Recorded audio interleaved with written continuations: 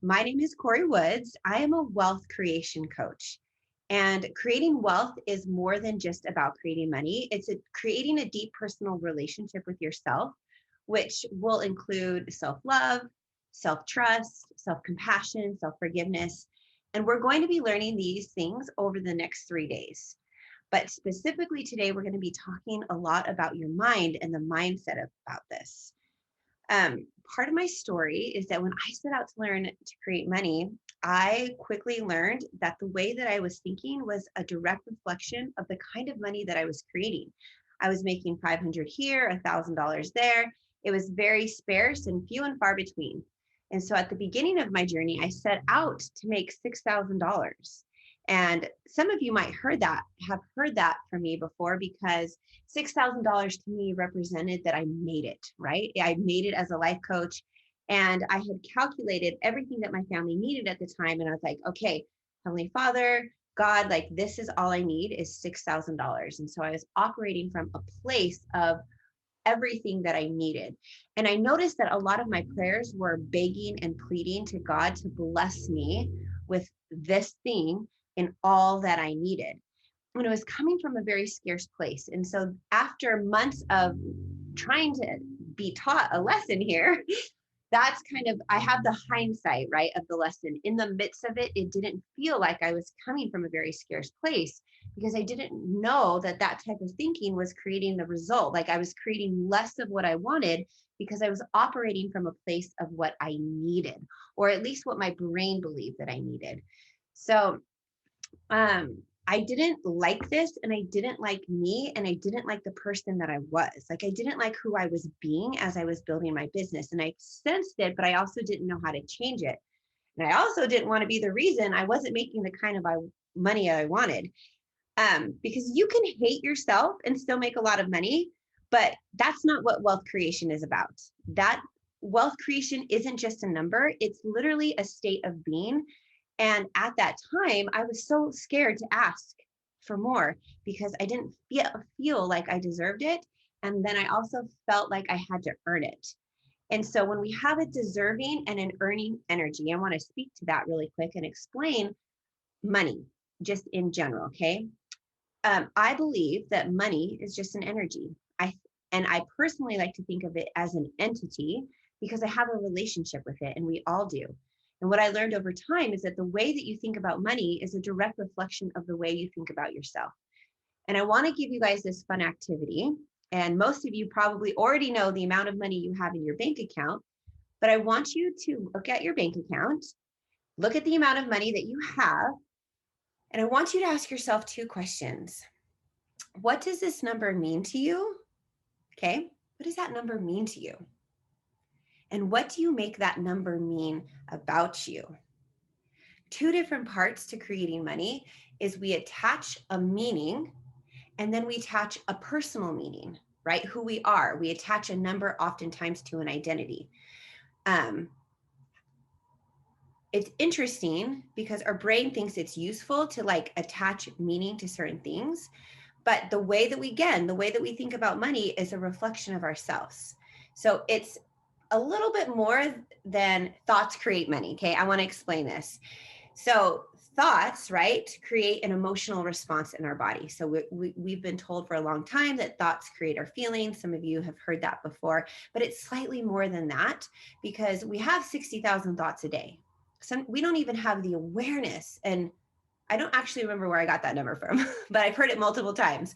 But we don't have the awareness of where our thoughts come from. So I often like to think of it, it's more than just the thoughts create the money, but it's the meaning you attach to the way that you think that is creating the results that you have. So stay with me, okay? Because some of you have heard this before, because we have so many thoughts, right? Our thoughts create our feelings. And I'm going to give you an example. So a common thought around money is that creating money is hard. And if there is an emotional response to this, such as like frustration or irritation, you will automatically create this experience for yourself. So you'll have an intangible result in your result line. So my brain doesn't think that creating money is hard anymore, but oftentimes my brain will still offer me that thought. And so my brain will come up with, oh my gosh, it's so hard to make money. But there's not this like huge response to it. But what I notice is the judgment behind that thought. That's the thought that I then work on. So oftentimes I will think I shouldn't be thinking that thought. And that creates a little bit of a disconnect for myself. Sometimes for other people, it might create shame or embarrassment because you no longer resonate with the thought, I'm making money is hard, right? So I want you guys to just create some awareness that a lot of times you guys don't believe these thoughts that are still happening in your head, but you're having a lot of thoughts or judgments placed on your thinking that is actually affecting or creating the results that you currently have. So you are right at home with your subconscious beliefs, and I want to explain that, okay? This is why learning to develop sufficiency is a key component to creating wealth. Now, our emotional center lies in the subconscious part of our brain. So you have to be willing to feel sufficient, like on a subconscious level. Okay, that's why we use thoughts. That's why we create intentional thinking that connects us to an emotion so that we can feel a vibration in our body. So if you want to make more money, you have to be willing to love what you have, where you're at, and the process that you're on.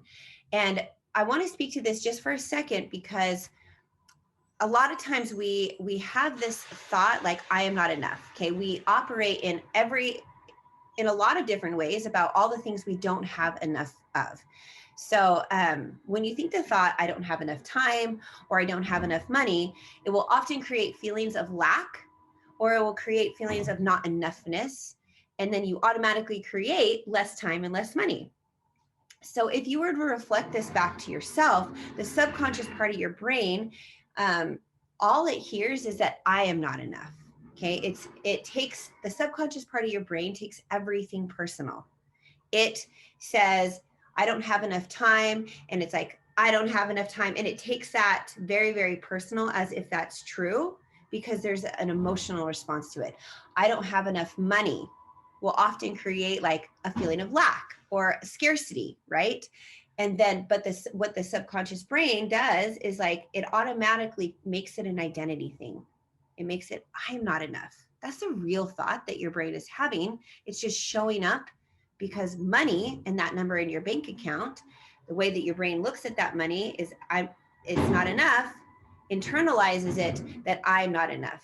And this is why having a deep and a personal connection to yourself is so important to have a wealth creation. And why is it important to look at our thoughts around money? Because it's going to help you look at the thoughts that you have about yourself. It's going to help you learn to talk about money in a different way. It's going to help you learn to talk about yourself in a different way. So there are core beliefs that we have as humans that swim around in every human brain on the planet. And the reality that we are experiencing is running by all the thoughts and the programming that we are operating from unknowingly. This is why it's important to look at, accept, and love and have zero judgment about our unintentional results that we're creating, right? A lot of times we're unintentionally creating things, but we don't know why, right? Now, it's okay not to know why or have all the answers or why we're operating in that way. But the key component here is not to judge those unintentional results that you're creating. It's important to be able to create the space to look at them without the judgment. And for those who are coaches, that's especially hard, I think, for us who are deep into the mindset work. Like we want to look at every single thought we have and we want to sit there and analyze it and then oftentimes we want to change it. But the goal is for you not to judge it. And that's what I want to offer to you as a way to start bridging the gap of where you are to where you want to be in the way that you think, in the way that you emotionally respond to the world. Now, I want to give you something. Wouldn't it be so fun if you could just laugh at yourself instead of judge yourself? What would that be like for you to have the thought pop up in your head, I don't have enough money, and just be like, that's so strange. Like, why does my brain still think that?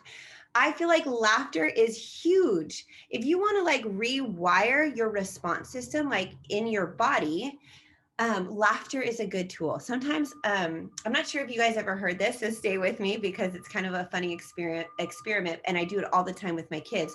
But when they're in a bad mood, and I don't want to like sit there and listen, sometimes I can be patient, right? We're moms, but really, I have like not enough ears, right? So sometimes I just bust out laughing, like for no reason. I will just start making up belly laughs and I will laugh loud and I will laugh sometimes for minutes straight. And I will watch my 5-year-old does this particularly. She will go from crying to laughing with me. She will just, oh, she stole my Barbie. And then she's like, and she's like belly laughing with me. And she doesn't even know that she doesn't even realize what she's doing, but I watch her because her brain is resistant. She doesn't want to laugh at that someone stole her Barbie. She doesn't want to laugh at that. But a lot of times it's just a simple way to kind of, I don't know, maybe we can call it a brain hack, so to speak. But if you can just intentionally laugh, use your body, use your response system to laugh and to smile and watch what happens to to your body and the vibration that you're experiencing. Okay, I get it. Like some of us, we don't want to laugh at like where we're at.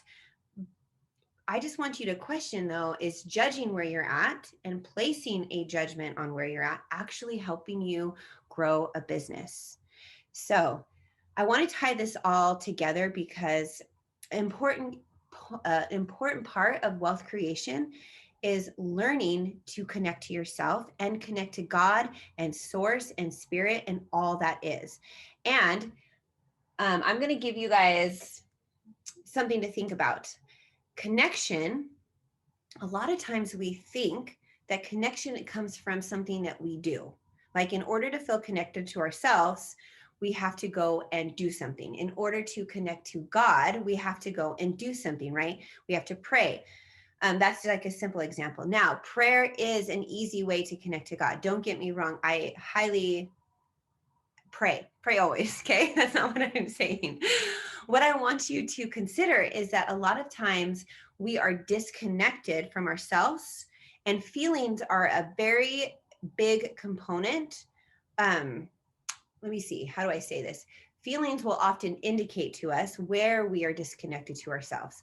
So if you are feeling frustrated or if you are feeling insufficient, right? The lack, the I don't have enough type of feeling. If you are feeling angry or sometimes sad, and I oftentimes think sad is a clean emotion, but if you're feeling irritated or graspy or needy, these are emotions that will often indicate that you are disconnected from yourself, that you're disconnected from God, because making money is only hard to us as humans, right?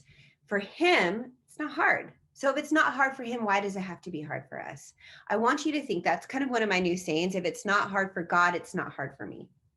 And I love thinking of it in that way because we want to make it hard because we think we've been taught for so long that making money has to be hard or it's going to be a struggle. And we carry like this big struggle and hard story. And guess what? I'm 40 years old and my brain still wants to offer me like how hard it can be sometimes. But again, since I don't believe those thoughts, I have to address all the judgment thoughts that come with it just because of where I am and things that I've learned and how much my brain is changing and all the things.